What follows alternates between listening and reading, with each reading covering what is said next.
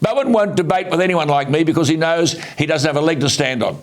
He obviously doesn't understand what's going on in Europe because many developed economies there are finding out that their grand ambitions of 82% of renewable energy by 2030 is pure fantasy.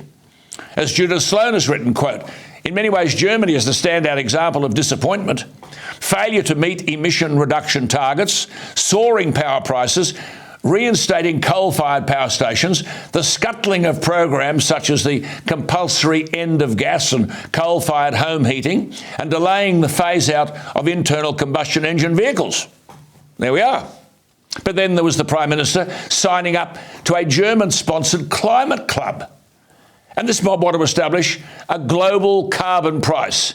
I don't know what they mean. I think the problem is carbon dioxide, but they keep calling it carbon, two entirely different things. But then we are run by dumbbells. As I've said many times, the only energy policy that matters can be expressed in one simple sentence. Our energy must be available, reliable, and affordable. Renewables are none of those three.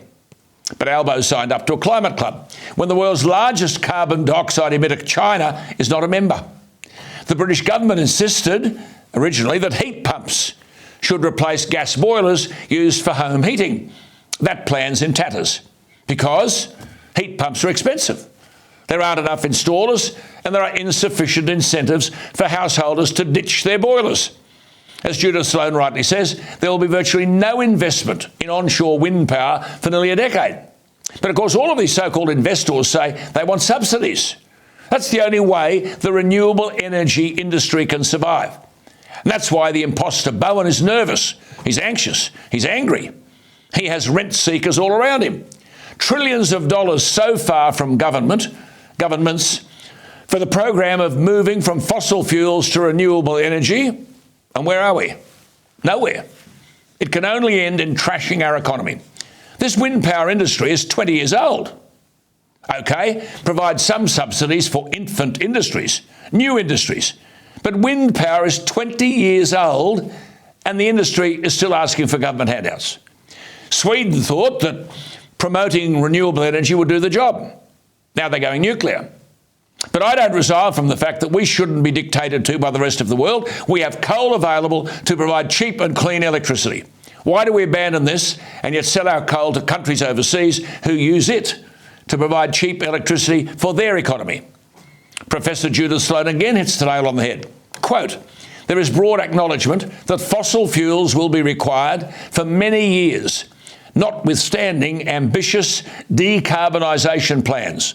If we look at global energy use, she writes, fossil fuels still make up 90% of the total, having fallen by only 5% in the past 4 decades, unquote. She goes on, high and rising electricity prices are common in most countries aiming to reduce emissions significantly and promote renewable energy. She writes, to claim a greater penetration of wind and solar, we'll need to lower prices. Well, she says that's got no empirical basis.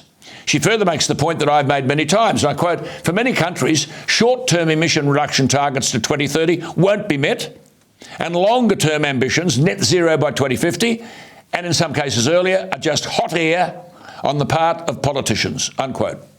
She further says, and we've covered all this ground before, the imposter Bowen doesn't understand, quote, building new transmission lines to link up renewable energy projects is proving problematic, slow and expensive everywhere. Local opposition, and of course that's from farmers running these transmission lines, they'll try to forcibly acquire the farmers' land, I might add.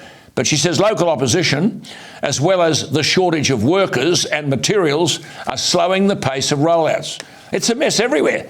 That's why Bowen's angry. That's why he's attacking Dutton. She says whether these lessons the Albanese government is prepared to absorb is unclear. Other countries are moving, but we are stuck, she says, in yesterday's thinking.